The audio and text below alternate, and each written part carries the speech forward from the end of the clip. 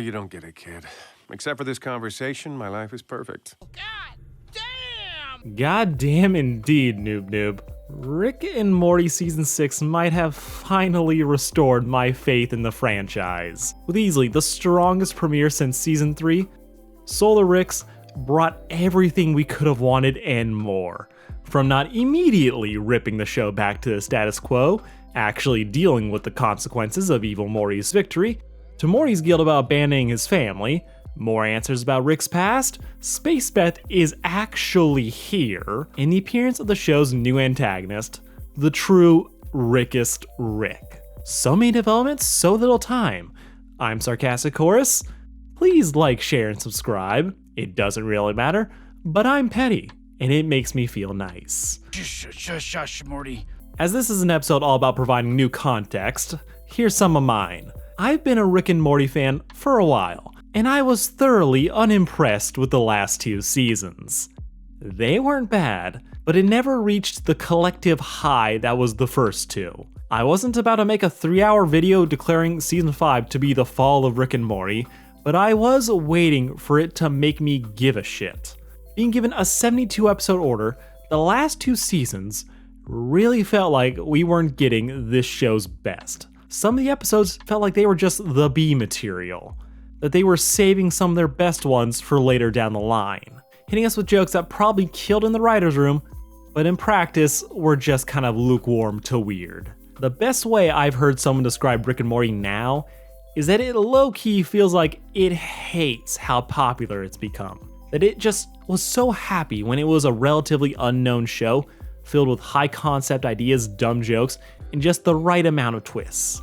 But since it's gotten uber popular, it's chafing under those added expectations. Before, it was able to get by on just a clever reveal or inversion, but now every nerd that's on the internet and has thumbs will go online to pick it apart, to comment, myself included.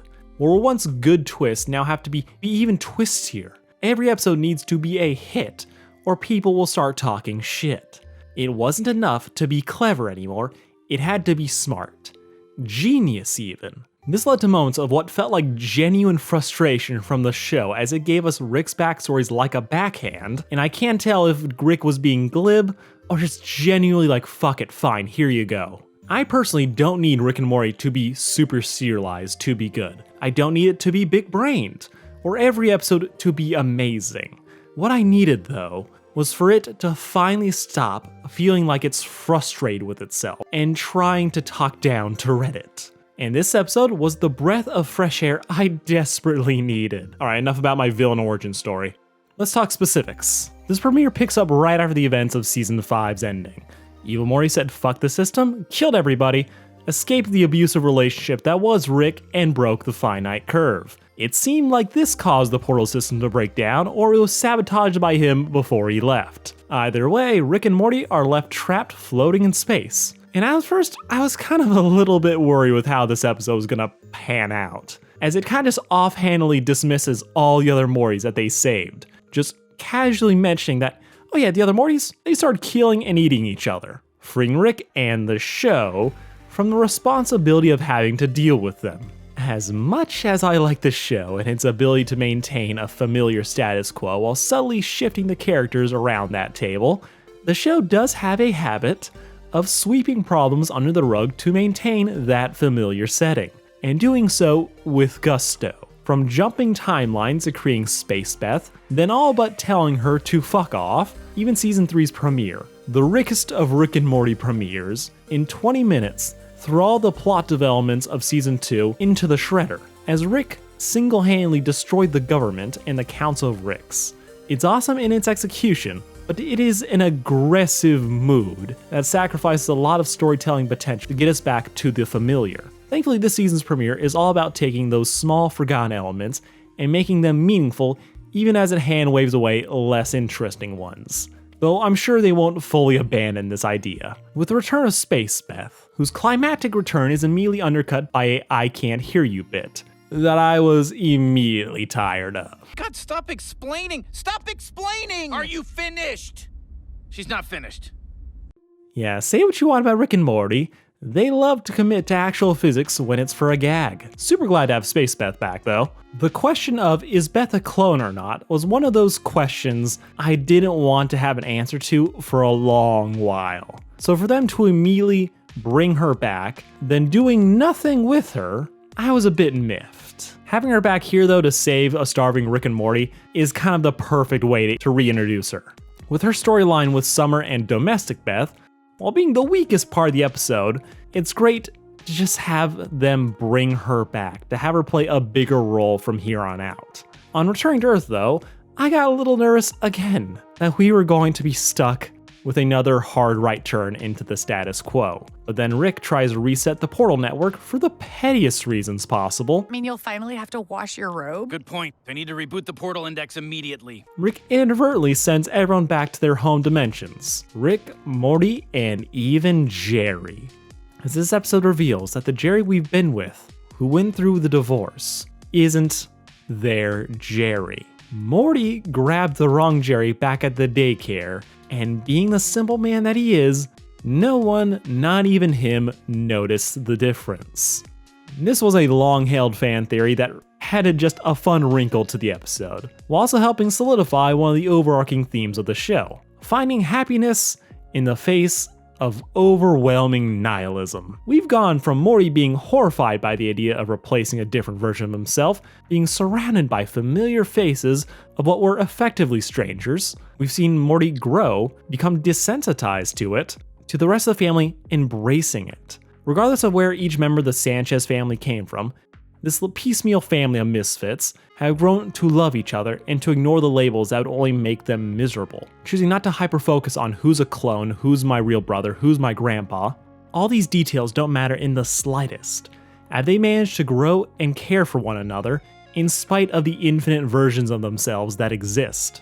The ones they live with are the ones that truly matter. Even Jerry asserts himself against his original family to rejoin his current one, as these are the people he's grown and developed with, and it's that shared experience of living, not the approximate role that they play in each other's life, that matters. It's this thematic tissue that makes Rick's return to his original reality all the more haunting.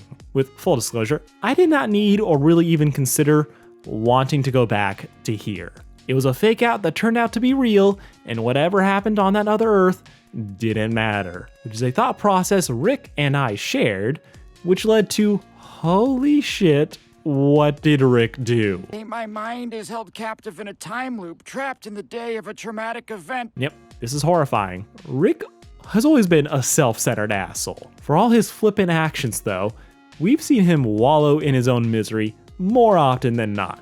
With our Rick's original universe being a twisted monument to his self-hatred and trauma, Rick built an AI version of his wife that speaks to him through a PA system just to haunt him, being equal parts the idealized best of his wife, kind, sympathetic, only to shift into passive-aggressive and mocking, meaning Rick intentionally created her this way so that he could never forget what happened to her, that he could never forget the pain that he felt from losing her and Beth.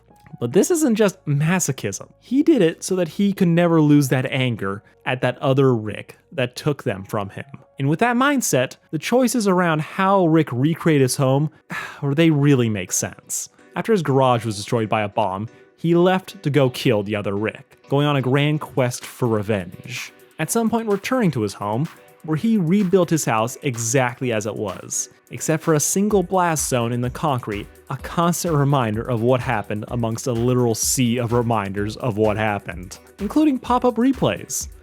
It wasn't enough though to just replay the events in his head, or create an electronic ghost to talk over the ones already haunting his scarred psyche. Rick seems to have trapped his entire town, maybe even the planet, in a time loop, making them repeat the same day over and over again without them ever knowing.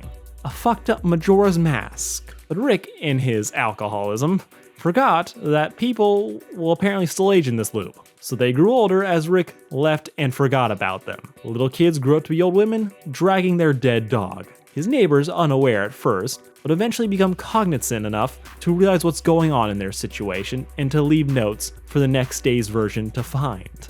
I'm not sure if this is the worst thing Rick has ever done, but it's definitely top 10. Rick isn't the only member of the family who needs to confront the horrible things he's done. Morty is once again back home, in Cronenberg World, where Morty, desperate for Jessica's affection, begged his grandpa to make, and this is his own words, Buckle down and make you up a roofie juice serum so you can roofie that poor girl at your school. Project went wrong, people became freaks, and Rick and Morty got the hell out of Dodge, leaving Jerry, Beth, and Summer to become battle-hardened survivors, with Morty returning again to make his own moral point to Summer, where he had to confront his family, only to immediately escape them by freezing his mother and sister. Morty most likely never thought about returning here again, but now he is, and it's depressing. Quick addendum, Morty didn't freeze his family, the Citadel Rickest did, which slightly makes it better on Morty's part, but it still falls into a pattern of Morty being a victim and accessory to Rick's insanity. But even still, we've seen Morty go back and try to fix the messes Rick makes, but he never bothered to come back and check on this one. Mean Jerry's point is still valid. In another case of unintended consequences from abandoning a problem they created, we find out that OG Jerry is now alone. Beth and Summer both died due to complications of getting unfrozen, forcing Jerry to be truly and utterly alone as a last human being on planet Earth. Adopting Rick's bitter cynicism, Jerry has just rejected all connections. He has just stopped caring. And this is easily my favorite version of Jerry. In a few of these, the whole brain is still intact. Makes you wonder if some people were still in there, just trapped in the horror. It's just so brutal watching Morty be forced to face the consequences of his actions for just how he treated them. For hell, how the show treated them. When they appeared again, they were nothing more than an obstacle to keep Beth and Morty from getting to Rick too early. Treated like creatures lusting for revenge, barely even civilized, speaking in weird formal language. Now though, Jerry, he's just a broken, jaded man, and Morty has to face that. When confronted with this, Morty's like, yeah, no, he can't even begin to defend himself. Instead, just pleading that he can make this right. Morty tries to do what he thinks Jerry would like, complimenting him, offering to play that board game they could never finish. But you can tell none of it's really getting through to him. He just doesn't grasp how much Jerry has come to resent him. As the second he's gone, Jerry steals his stuff and leaves, having finally been given the chance to abandon Morty just as he abandoned them twice. With Jerry at least having the courtesy to leave a note and a backup note, and a fun little nod that the goof we know as Jerry is very much still there. When Morty scrambles to try and talk with his dad, it's a big no. It's no. Morty is truly at a loss for words as he keeps scrambling for some rationale, some positive that could have made this seem not as bad as it is. He can't though. He destroyed the world, abandoned his family, and came back only to kill 2/3 of it. There's nothing he could do that can make up for this. With Jerry having grown bitter, but content with this hellscape, dropping the coldest line in the series. Oh, you don't get it, kid. Except for this conversation, my life is perfect. It's really telling that Morty is still a kid in these situations, as he really is just not equipped to handle whatever this is. He offered his dad a job. That's the last thing he offered his dad as a way of unfucking this mess. Morty really didn't think much of his dad, but he wasn't ready for his dad to think so little of him, leaving him alone in the woods sobbing. And the fact that they just killed this man will piss me off forever. That exact same question. So much potential, just gone. What's not gone is Rick's lust for revenge, as a quick trip down trauma lane remind him and the audience of what he's lost in the man who took it from him. So when his AI wife points out that this other Rick is most likely trapped in his home dimension, Rick jumps at the chance to finish this, with the next bombshell of the series being Morty is Jacket Rick's original Morty. That the reason he crash landed into their garage wasn't a desperate bid to fill the void in his life. He was hoping that this Rick would return and he could finally kill him. This was his original plan, but time moved on, Rick grew attached to this Morty and stuck with him in spite of him no longer serving that original purpose, as after ditching their home dimension, this Morty was doing nothing for him. Rick is confident that he's finally found this other Rick, who far from the cold, affable planner evil Morty was, this is just all of Rick's worst tendencies on steroids. Overcomplicated plans, using cliches, childish taunting. This Rick is a dick, with Morty needing to step up to remind our Rick of his character development, convincing him that in spite of his bluster, he cares about his family, he cares about whether or not Morty dies, that Rick is his Rick. They're Rick and Morty, and he's Morty's grandpa. And this is all the prodding Rick needs to abandon his revenge quest for the moment and going back to save Summer and the Beths, who have been in the middle of their own little drama as Summer has fully grown into being Rick's assistant, a badass in her own right, and more capable of undertaking independent tasks Rick wouldn't give to Morty. This extra independence and penchant for space violence has Summer feeling like she has more commonality with Space Beth, prompting the one that's actually raising her to get defensive and to call out her doppelganger for ditching them. It's fun stuff. But it doesn't really take the time to dig into the emotional meat of these issues. It's kind of just said and done with the conclusion showing that Space Beth is gonna be around more. And Summer is very much her own person, not stressing as much about her mom's attention, even though she still wants it. Wrapping it up, Jerry is retrieved by his family. His original one is a flanderized version of their season 2 selves, tearing Jerry down and getting yelled at by everyone, with the man having no respect and just having to take it, but he's also just tolerating their abuse till he gets picked up. Returning home to season 2 Jerry, who is a pathetic dick that unleashes an adorable abomination that turns a planet into whatever the hell that is. Space Beth does the obvious thing and say, hey, why don't we fix this? But no, there's no fixing that. Using the Terran space-time, which is the new way of using portal tech, no more easy outs, where the family gathers together and buries themselves in the lawn, with everyone ignoring Rick's whinging about not caring about them, about how they're not his real family, and everyone else just treating it as the denial that it is and calling him on it. Gone is a family that would desperately pine for Rick's approval. Instead, this is just a family he's got, and they are the ones he loves. He knows it, the show knows it, and they are all better for it. I also feel bad for anyone that skipped out after the credits, because this scene, it's everything. As lone survivor Jerry meets Jacket Rick, revealing that yes, the Rick naked, taunting Rick in the tube wasn't a clone, but the genuine Rick that killed Rick's wife and Beth. While initially seeming like the villains team up, the situation quickly changes when the smug Rick, talking down to Jerry, and implying to have very little interactions with his family, gets his throat cut by Jerry. Fatality. In a win so big, I honestly applauded. But then things shift. Rick heals and kills Jerry instead, sacrificing the potential to establish what a bad villain this is. Jacket Rick is now the new big bad of the series, and also confirming to me at least that Jacket Rick is the true Rickest Rick. See, the term Rickest Rick was used by C-137, the Rick we've been following, to describe himself in opposition to the Council and Morty, believing that the others sold out when they created the Citadel, created a government, losing the edge and power that made them special. On this grade, he also used Morty. See, whereas Rick defines himself by his intelligence, cynicism, and is therefore powerful, Mortys are defined in his mind by their empathy, stupidity, and good-naturedness.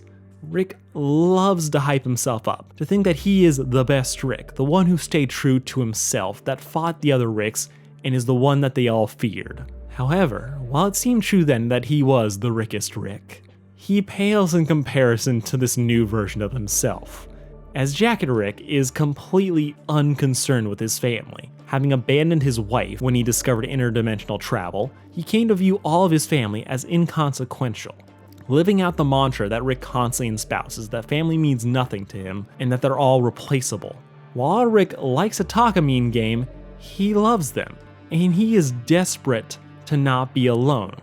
He craves family. Even after he's dethroned as king of the household, when they reject his control, he still sticks by them. All the attachments Rick claims to not need are what he wants the most. Jacket Rick, on the other hand, truly could not care less about anyone else. This might truly be the evilest Rick. This man has gone around threatening and killing other Ricks and their families when they didn't join the Citadel. He truly has no connection whatsoever to his old family, or more dangerously, anyone else. Casually killing his Jerry, alternate versions of his daughter, he is everything our Rick claims to be. a pure nihilist. No concern outside of his own goals and pleasures. Add in the fact that this Rick was able to avoid our Rick for years, plus the advanced form of nanotechnology, it should go without saying that he is probably the most dangerous foe Rick has ever faced, as he is devoid of all the trauma that haunts our Rick's every thought, that defines who he is. I'm also curious to see if these two Ricks form the basis for the entire spectrum of Ricks, from the ones who abandon everything, leaving a plentiful supply of families and grandchildren for the others to co-op, and the ones who had everything taken from them. There's sure to be more out there. I think these two serve as a great binary for the rest of the chaos that is Rick manifested, as these broken men adopted gimmicks to deal with losing their family, while the ones who willingly abandoned them, their one connection to the world, allowed them to snowball into the worst version of themselves. While we've seen plenty of Ricks before, none of them have been this personal or connected to our heroes. This man is Morty's original Rick. I honestly cannot wait to see where they take him, and this truly was one of the best Rick and Morty premieres we've gotten in a while. Can't wait to see where they go next, and I'm actually hopeful for the series, which is a change.